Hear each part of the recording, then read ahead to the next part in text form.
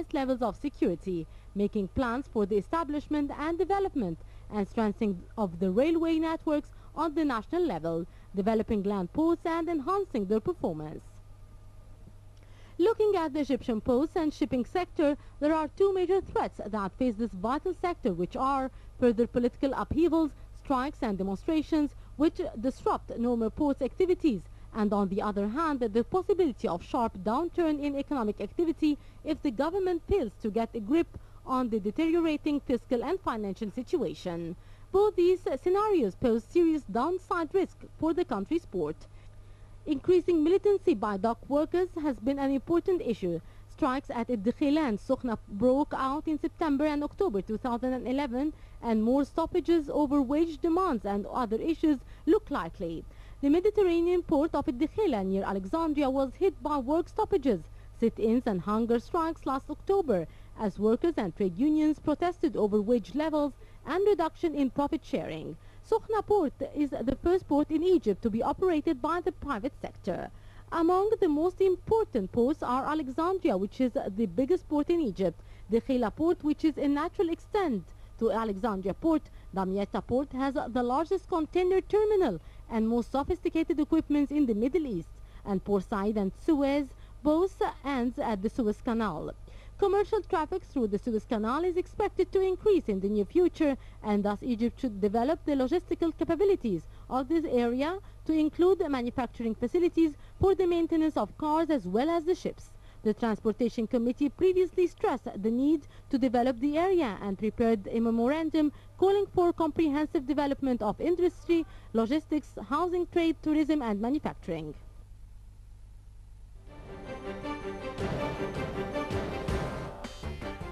Welcome back. And Egypt's strategies to promote for its sports and facilitation that should be put. This is a very important issue for Egypt's economy to flourish, and we have with us for discussion Captain Mohamed El Haddad, the head of the Arab Association for Maritime Trade and Developments, and Dr. Ahmed Ashami, a maritime transportations expert. We thank you very much for joining us.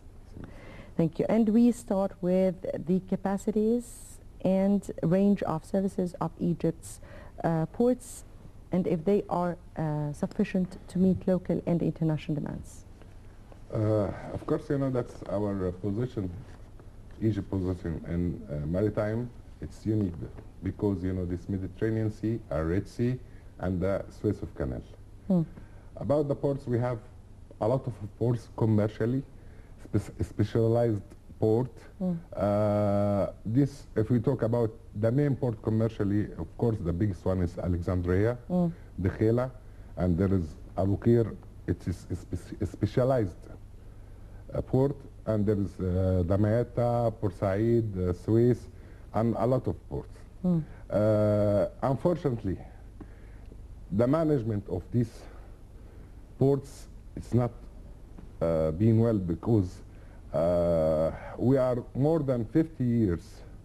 These sectors is controlled by most of ex-military admirals. So they are not specialized as a commercial wise how to run this port as a commercially. If we talk about a newborn port outside in Dubai, Jabal Ali, it's like a baby to us. But you don't believe, it's just only Jabal Ali can make almost 75% from whole income from the Egyptian port, which is unbelievable. Captain Haddad, what is exactly the status of these ports, the ones we're speaking about, Alexandria, Sokhna, Port Said, Suez, and others? According to the statistics of the Maritime Transport Department, we have 60 ports here in Egypt. Commercial, mining, petroleum, and ports for tourism, and fishing. Divided to 5 kind of ports, first of all. But all this sector, as Dr. Shami said, this is runs as a grocery without any strategy, without any market mechanism, international market mechanism. For that, the handling of the port is very low. The depths of the purses also still as it is. Yes. And we know that also about Yeah. Canal Suez. Yeah. Yes. And the ports still work for import and export of Egypt, that's all. No transshipment, nothing at all. For that, we need a ministry of to be responsible for this sector, because this sector till now is a part under the Ministry of Transport. Otherwise, the law is still since Osmani. The Ottoman Yeah. Empire, yes. Yes, it's still older, maybe since 1927 or something like this. We need a mercantile marine law as a whole law. We use it according to the market mechanism, according to the International Maritime Organization rules, in order to make a good development, in order to bring a lot of money from this sector. Because this sector, all Europeans said, money-making machine for maritime transport. And we can make arrangement for all these ports without any money, without touch the state budget. That Also is the fleet, the second element is the fleet. Since 60 years, we have a lot of ships. Now we have about 6-7 ships belongs to the state. 171. 171. The Egyptian fleet is Belongs 171. to the states. Ah. Belongs to the states. Egyptian navigation companies is 6 or 8 ships, something like this. The seafarers in the 16th and 17th, these seafarers is worked before on the German ships, Greek ships, Danish ships. Now, nobody can accept them, except we have one of the huge maritime academies in Egypt.